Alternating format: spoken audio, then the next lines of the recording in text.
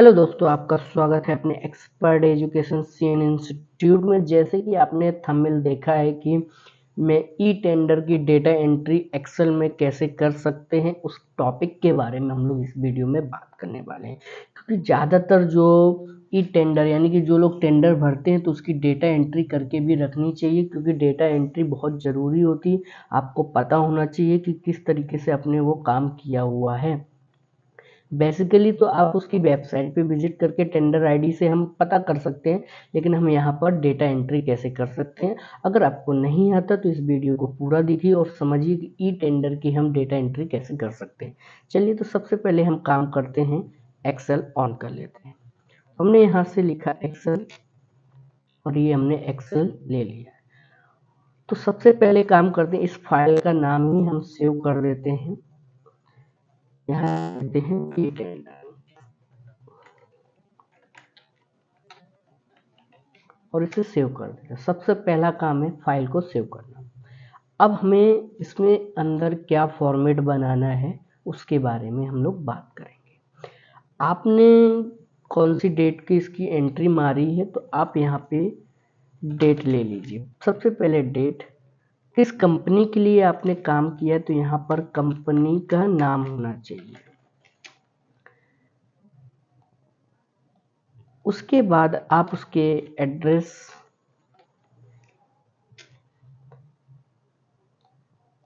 लिख लीजिए। Then after आप जिसके ये टेंडर आप भर रहे हैं तो उसका ऑनर का नाम होना चाहिए।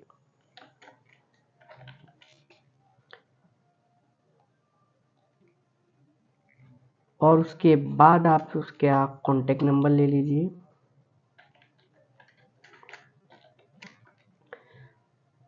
मोर ऑफ द और भी ऑप्शंस आप ऐड कर सकते हैं, जैसे जैसे आपको फैसिलिटी है, मतलब जिस हिसाब से आपको उसकी जानकारी चाहिए वो आप यहाँ पे रख सकते हैं। अब हमारा जो मेन मुद्दा स्टार्ट होता है वो होता है यहाँ से। जैसे कि मुझे यहाँ पर टेंडर आईडी भी चाहिए, तो हम यहाँ पर लिखेंगे टेंडर आईडी। फिर उसके बाद टेंडर स्टार्ट कब हुआ था, उसकी डेट, टेंडर डेट, फिर उसकी क्लोजिंग डेट क्या है, आप इसकी क्लोजिंग डेट भी लिख लीजिए। फिर नया कॉलम आपका बनेगा डिस्क्रिप्शन। डिस्क्रिप्शन ये कंपनी के लिए होता है कि आप इसमें आप बता सकते हैं कि वो लोग क्या काम करते हैं या किस चीज़ का है। तो गुड्स एंड सर्विस हम यहाँ पे डाल देंगे। तो यहाँ पर हम उनके डिस्क्रिप्शन, कंपनी के डिस्क्रिप्शन के बारे में हम यहाँ पे बात कर सकते हैं। फिर यहाँ पर हम लिखेंगे आइटम कोड। देन आफ्टर यहाँ पर आ जाएगा आइटम डिस्क्रिप्शन।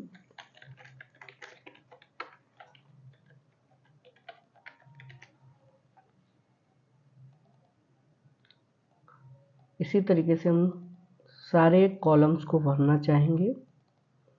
अब हमारा नया आएगा क्वांटिटी, कि आप कितना क्वांटिटी लेना चाहते हैं, क्वांटिटी। देन आप उसके बाद उसका यूनिट प्राइस डाल सकते हैं। यूनिट प्राइस के बाद आप इसका क्या निकालेंगे, टोटल प्राइस। टोटल प्राइस ले देते हैं।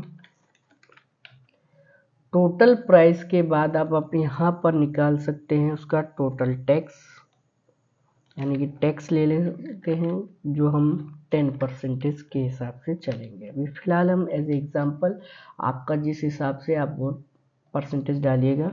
अगर आप डिस्काउंट भी दिखा रहे हैं तो आप यहाँ पे डिस्काउंट का भी इंक्लूड कर सकते हैं।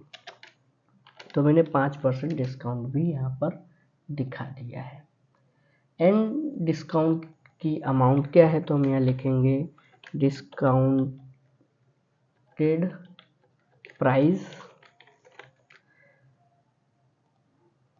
ये कॉलम हो जाने के बाद अब हम आखिरी कॉलम की बात करते हैं, जिसे हम बोलते हैं ग्रैंड टोटल। ये आपका एक पूरा परफेक्ट ई टेंडर का फॉर्मेट बन जाता है।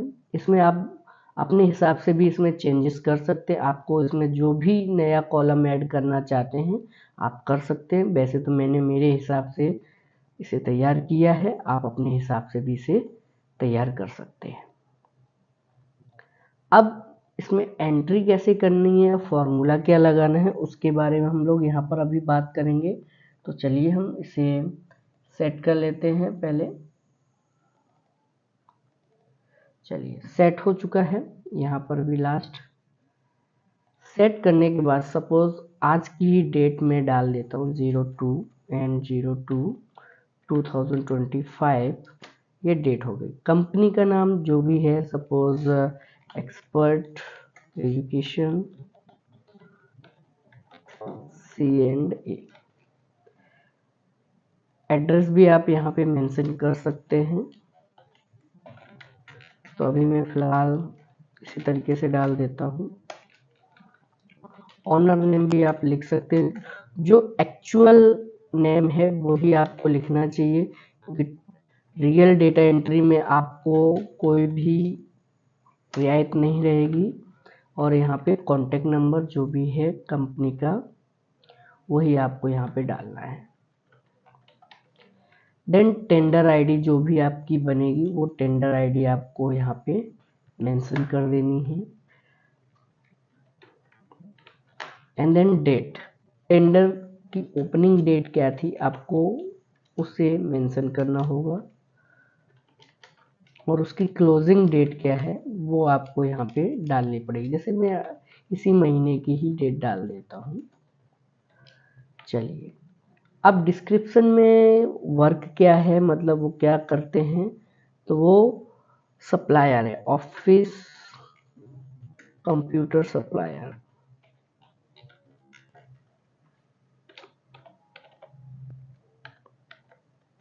सप्लाइज करते हैं। तो आइटम कोड क्या है वो हम यहाँ अभी मैनुअली एज ए एग्जांपल के लिए हम डाल रहे हैं। एंड अब यहाँ पे आइटम डिस्क्रिप्शन में मैंने क्या सेल किया है, तो मैंने यहाँ पे लिख दिया PC। कितनी क्वांटिटी थी, सपोज 100, और एक का रेट मुझे कितना पड़ रहा था वो मैं यहाँ पर अमाउंट डालूंगा। जो भी मतलब आपकी सामान की जो भी उनकी आपकी डील हुई है उसी के हिसाब से टेंडर में आपको मेंशन करना होगा। तो सपोज मैंने यहाँ पे 8,200 रुपये लिखा। तो टोटल अमाउंट लाने के लिए आपको सिंपल क्या करना पड़ेगा, इक्वल जो आपकी प्राइस है उसके साथ मल्टीप्लाई कर देना है आपकी क्वांटिटी के साथ। तो आपके पास टोटल अमाउंट आ जाती है। और जो टैक्स और डिस्काउंट है उसे आपको किस हिसाब से निकालना होगा, तो टैक्स और डिस्काउंट दोनों अलग अलग मेंशन होते हैं। तो मैं यहाँ पर equal total price and then multiply 0.10 लूँगा तो मेरा अमाउंट निकल आएगा। आप इसे परसेंटेज में भी लिख सकते हैं और इस हिसाब से भी लिख सकते हैं। और उसके बाद अगर मैं जैसे परसेंटेज में ही लिखना चाहता हूँ तो उसे भी कर सकते हो, इक्वल मल्टीप्लाई देन 10%, तो भी हमारा अमाउंट निकल आएगा। सेम एज इट इज आपको डिस्काउंट में काम करना होगा। तो equal then amount and multiply the 5% आप लिखेंगे तो ये अमाउंट आ जाएगी। अब ये जो अमाउंट आई है उसके आधार पे आपके पास कितना अमाउंट बनता है, डिस्काउंट के हिसाब से कितना प्राइस आया है, तो उसे आप किस हिसाब से निकालेंगे।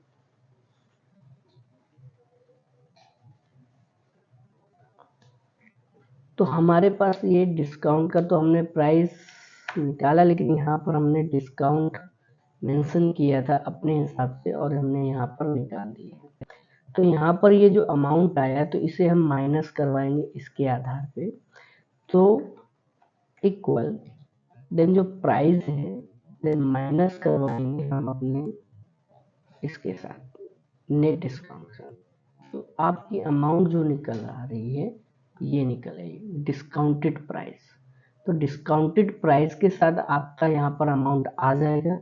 देन ग्रैंड टोटल निकालने के लिए आप क्या कर सकते हैं कि सिंपल जो अभी हमने डिस्काउंट प्राइस निकाला है तो वो आपका अमाउंट है, और उसके बाद आपको इसे क्या करना होगा कि आपको यहाँ पे इक्वल, देन आपका जो टैक्स है प्लस, और आपका जो डिस्काउंट है उसे आपको प्लस कर देना है, तो आपका टोटल ग्रैंड टोटल निकल आएगा। आई होप आप लोगों को पता चला होगा कि किस तरीके से आप टेंडर की डेटा एंट्री कर सकते हैं। साथ में आप इसमें लास्ट में एक स्टेटस भी आप ऐड कर सकते हैं।